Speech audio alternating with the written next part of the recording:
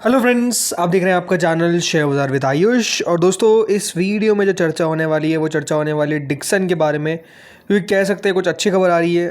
चर्चा हम दोस्तों इस वीडियो में केन्स के ऊपर भी करेंगे, तो वीडियो दोस्तों आप लोग देखिएगा पूरा। लेकिन उससे पहले अभी तक अगर आपने चैनल को सब्सक्राइब नहीं किया और पहली बार विजिट किया है तो सबसे पहले आप लोग ज़रूर चैनल को सब्सक्राइब कर लीजिएगा। दोस्तों, आज के दिन डिक्सन टेक्नोलॉजी को अगर आप नोटिस करेंगे तो हुआ क्या, लगभग 11,911 पे बंद हुआ। लेकिन एकाएक आप देखिए यहाँ पर एक बड़ा मूव जो है वो हमको आता हुआ देखने को मिला। राइट, एक बड़ी तेज़ी जो है वो आपको आज के दिन आती हुई देखने को मिली। ये बात अलग है कि वो तेज़ी फिजल आउट हो गई, यानी वो तेज़ी कायम नहीं रही और वापस से शेयर नीचे आ गया। बट ओवरऑल दोस्तों आज के दिन ये बात क्लियर थी कि कुछ ना कुछ हो रहा था शेयर में। 12,210 का याद रखिएगा आज के दिन का हाई था। तो क्यों ये हाई होता हुआ देखने को मिला, इसके पीछे का रीज़न क्या है, पहले तो आपको ये बताता हूँ।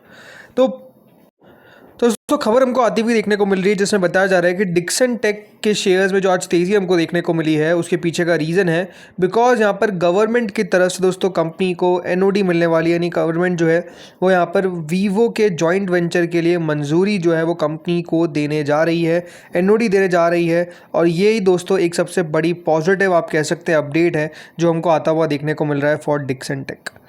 यही एक खबर है दोस्तों जिसके कारण आज के दिन डिक्सन टेक में आपको इस प्रकार का बड़ा अपमूव जो है वो आता हुआ देखने को मिला। शुरुआत में दोस्तों क्या हुआ आज के दिन की, सीएनबीसी आवाज़ की तरफ से एक रिपोर्ट डाली गई जिसमें बताया गया कि जो प्रपोज जॉइंट वेंचर है इन दोनों के बीच में जो जेवी होने वाला है वीवो के साथ, इसके लिए दोस्तों क्या था, सरकार से अप्रूवल चाहिए था। और ये दोस्तों बताया जा रहा है कि जो गवर्नमेंट का अप्रूवल है ये कंपनी को सून यानी बहुत जल्द मिलता हुआ देखने को मिलेगा। बल्कि ये भी बताया जा रहा है कि अब तो ये बिल्कुल अपने फाइनल स्टेजेस पर पहुँच चुका है। यानी फाइनल स्टेज का मतलब ये है कि दोस्तों हो सकता है कि आपको अप्रूवल की खबर जो है वो आने वाले 1 से 2 दिनों के अंदर भी आती हुई देखने को अगर मिल जाए तो it's not a very big thing. See important आपको समझना पड़ेगा कि अगर ये जॉइंट वेंचर हो जाता है तो इसके पीछे क्या क्या फ़ायदे जो हैं वो बेसिकली मिलते हुए नज़र आएंगे टू डिक्सन। तो जॉइंट वेंचर के फ़ायदे क्या है? पहला तो सबसे बड़ा फ़ायदा होने वाला है कि मैसिव रेवेन्यू और प्रोडक्शन स्केल अप आपको देखने को मिलेगा। ये बात ध्यान रखिए, लगभग ये 30,000 करोड़ का बेनिफिट देता हुआ देखने को मिलेगा, 30,000 करोड़। सो यहाँ पर सबसे बड़ी बात क्या है कि वॉल्यूम कंपनी दोस्तों कैप्चर करती हुई देखने को मिलेगी। इस जॉइंट वेंचर से हुआ क्या, जो 67% ऑफ इंडियाज़ वीवोस टोटल वॉल्यूम है वो दोस्तों यहाँ पर मैन्युफैक्चर करता हुआ देखने को मिलेगा डिक्सन। यूनिट प्रोडक्शन क्या है कि यहाँ पे दोस्तों ऑलमोस्ट एडिशनल प्रोडक्शन कैपेसिटी है कंपनी को मिल जाएगी of 20 to 22 million smartphones per year. यानी इतने नए स्मार्टफोन जो है वो कंपनी बना पाएगी। टॉप लाइन इम्पैक्ट देखिए, capturing this volume provides a massive top line boost adding up to 30,000 crore in annual revenue at peak capacity. तो अगर कंपनी अपने पीक पे चलती है, अपने टॉप पे चलती है, तो कंपनी लगभग 30,000 करोड़ का एडिशनल रेवेन्यू जो है वो दोस्तों इस जॉइंट वेंचर से आप समझिए बना सकती है। ये बात ध्यान रखिएगा, जो जॉइंट वेंचर है ये 51:49 के रेशियो में, यानी 51% है डिक्सन के पास और 49% होगा दोस्तों वीवो के पास। ठीक है, इसके अलावा अगर हम बात करते हैं सेकंड चीज़, तो immediate infrastructure and asset acquisition. इससे होगा क्या दोस्तों कि जो वीवो की एक फैसिलिटी है, वीवो की जो एग्जिस्टिंग मैन्युफैक्चरिंग प्लांट है नोएडा के अंदर, ये दोस्तों इंटीग्रेट हो जाएगा डायरेक्टली इस जेवी के अंदर। यानी बेसिकली डिक्सन के पास दोस्तों एक बना बनाया मैन्युफैक्चरिंग प्लांट जो है वो बेसिकली मिलता हुआ देखने को मिल जाएगा। तो जीरो कैपिटल लैग है, मतलब फैक्ट्रीज ऑलरेडी क्योंकि एस्टेब्लिश्ड है, तो ऐसा नहीं कि दोस्तों डिक्सन को यहाँ पर कोई नया पैसा लगाना पड़ रहा है, वीवो को नया पैसा लगाना पड़ रहा है।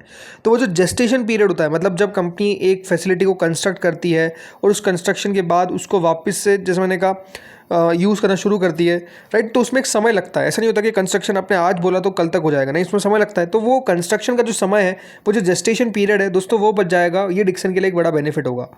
इसके अलावा रैपिड गो टू मार्केट, क्योंकि कमर्शियल प्रोडक्शन यहाँ पर एक्सपेक्टेड है टू बिगिन रफली 2 months after the final regulatory sign off. तो अपने आप में बहुत जल्द आपको इसका जो इम्पैक्ट है वो कंपनी के रेवेन्यूज़ में भी आपको आता हुआ देखने को मिलेगा, फाइनेंशियल में भी आता हुआ देखने को मिलेगा। कंपनी के फाइनेंसेस में भी उसका इम्पैक्ट जो है वो आपको बस 1 से 2 महीनों के अंदर शो होना शुरू कर देगा। इसके अलावा प्रीमियमाइजेशन और मार्जिन सपोर्ट, हायर ब्लेंड एएसपीज है, मतलब वीवो डिवाइस जो होते हैं दोस्तों पोर्टफोलियो, ये बताया जाता है कि हायर एवरेज सेलिंग प्राइस रखते हैं। तो एएसपी जो उनकी होती है वो हायर होती है compare to Dixon legacy contract manufacturing mix. तो इससे होगा क्या कि कंपनी दोस्तों और ज़्यादा मार्जिन क्रिएट कर पाएगी। ऑपरेटिंग लेवरेज क्या है, जो ईएमएस मार्जिन है वो ट्रेडिशनली 3-4% के आसपास रहे। तो यहाँ पर भी आप कह सकते हैं कि इस पूरे जेवी से एक बहुत बड़ा आपको इम्पैक्ट आता हुआ देखने को मिलेगा कंपनी के मार्जिन्स पे।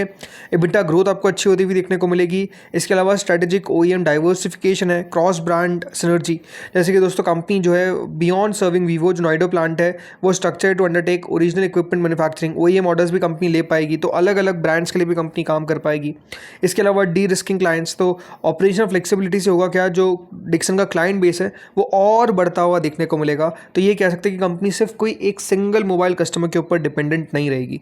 इसके अलावा सरकार की तरफ से अगर लगातार आप देखते तो पीएलआई तो मिलती रहती है, पीएलआई टेलविंड्स है, और इकोसिस्टम लीडरशिप, क्योंकि यहाँ पर लगातार मेक इन इंडिया की बात कर रहे हैं, तो मेक इन इंडिया में दोस्तों नो डाउट ये जो प्रोडक्शन खुद अगर कंपनी करेगी तो उसको गवर्नमेंट का सपोर्ट मिलना इमिनेंट है, उसमें कोई दिक्कत नहीं आने वाली। तो आई थिंक इतने सारे दोस्तों फायदे अगर आप देखेंगे तो डिक्सन के लिए आप कह सकते हैं इस जेवी से होते हुए देखने को मिलेंगे। इसीलिए आज जैसे इस खबर आई इस जेवी की, तो आप देखिए इतना बड़ा मूव आ गया। वो तो देखिए यहाँ पर फाइनल अपडेट हमको नहीं आ पाया, इसलिए दोस्तों वापस नीचे ले गया, लेकिन अब दोस्तों बताया जा रहा है कि जो जेवी है वो बिल्कुल बहुत ही जल्द, यानी सरकार जैसे मैंने कहा most likely with in a day और टू यहाँ पर अप्रूव कर सकती है। ये अपडेट हमको आता हुआ देखने को मिल सकता है, एंड नो डाउट ये डिक्सन के लिए आप कह सकते हैं काफ़ी बड़ा पॉजिटिव ट्रिगर प्ले करता हुआ देखने को मिलेगा।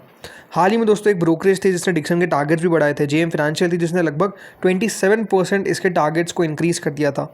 जेएम फाइनेंशियल की दोस्तों जो रिपोर्ट हमको आती हुई नजर आई थी उसमें 14,200 के टारगेट यहाँ पर दिए गए डिक्सन के, और बाय की सलाह दी गई फ्रॉम एड, मतलब खरीदारी करने की सलाह जो है वो जेएम फाइनेंशियल के द्वारा दी गई।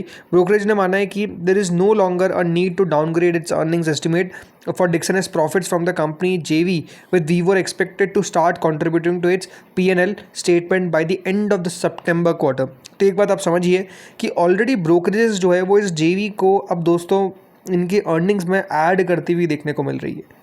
और हमेशा का ध्यान रखिए स्टॉक मार्केट क्या है, stock market is a forward looking statement, right. Forward देखता है बाजार, पीछे नहीं देखता है, आगे की सोच के चलता है।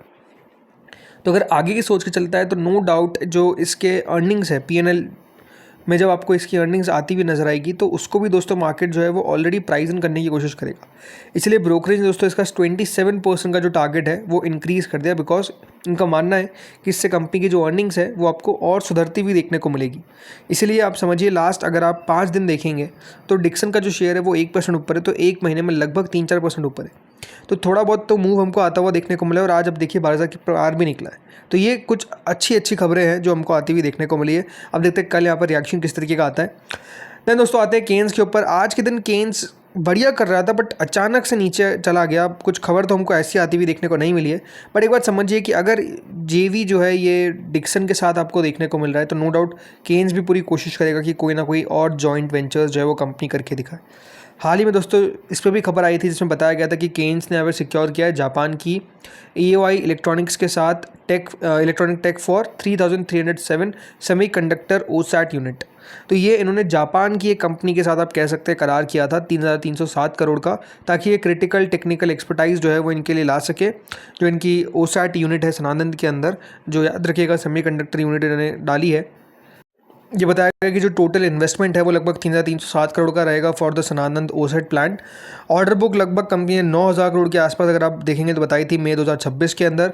FY26 रेवेन्यू गाइडेंस को कंपनी ने रिवाइज कर दिया था तो 4,100 करोड़। और ये याद रखिएगा जो OSAT सेगमेंट है इससे कंपनी ने कहा कि 570 करोड़ का कंपनी रेवेन्यू जनरेट करेगी बाय FY27। तो ये खबर हमको आती हुई देखने को मिली थी। बट सिंपल सी देखिए बात है, हो क्या रहा है कि अब इन सब कंपनीज़ की आपको डी रेटिंग तो होती हुई देखने को मिली है, जो बहुत ही हाई वैल्यूएशन पे दोस्तों ये कंपनी ट्रेड करी थी। लाइक डिक्स, आप केन्स को देखिए, डिक्सन छोड़िए, केन्स को देखते हैं एक बार 57 के पी पे दोस्तों अब अगर आप देखेंगे तो स्टॉक आपको ट्रेड करता हुआ देखने को मिलता है।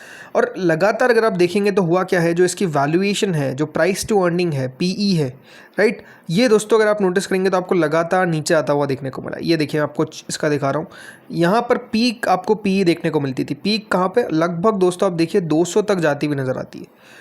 और अब अगर आप देखेंगे तो इसकी PE जो है वो आपको बिल्कुल लोस पर कारोबार करती हुई नज़र आ रही। क्यों? बिकॉज देखिए मार्केट ने नो डाउट इनको काफ़ी अच्छी रेटिंग दी, काफ़ी अच्छी वैल्यूएशन दी, लेकिन जैसे दोस्तों अर्निंग्स में वो शो होना नहीं शुरू हो पाई, या फिर अर्निंग्स थोड़ी सी आपको ख़राब होती हुई देखने को मिल गई, प्लस इसके साथ आप कह सकते हैं वो जो अकाउंटिंग वाले दिक्कत हुई, तो मार्केट ने अब देखिए जो हाई वैल्यूएशन प्रोवाइड होती थी वो नहीं देना शुरू कर दिया। प्लस जैसे मैंने कहा इनकी अर्निंग्स में भी याद रखिएगा थोड़ा सा डिटेरिएशन आपको देखने को मिला, तो वो भी एक फैक्टर है जो प्ले करता हुआ नज़र आ गया। तो इसलिए दोस्तों यहाँ पर ये भूल जाइए कि अभी 100-200 की PE पे आपको ट्रेड करते हुए देखने को मिलेंगे। But still these companies will trade I think at 30 to 60 P. ये मार्केट जो है वो उनको इतना वैल्यू तो करेगा। 30 का पी भी कोई आया नहीं है, अभी भी 60 के आसपास ही ट्रेड कर रहा है ना, तो वो भी अपने आप में क्यों है, बिकॉज मार्केट को लगता है कि हाँ इतनी वैल्यूएशन तो डिजर्व करते हैं। तो वही बात है, अब देखते हैं यहाँ पर कि और कौन कौन से पॉजिटिव हमको अपडेट आते हुए देखने को मिलते हैं। इस वीडियो में इतना ही था। अगर आपको अच्छा लगा तो लाइक करिएगा, चैनल से पहली बार जुड़ो सब्सक्राइब करिएगा। Thank you friends watching this video.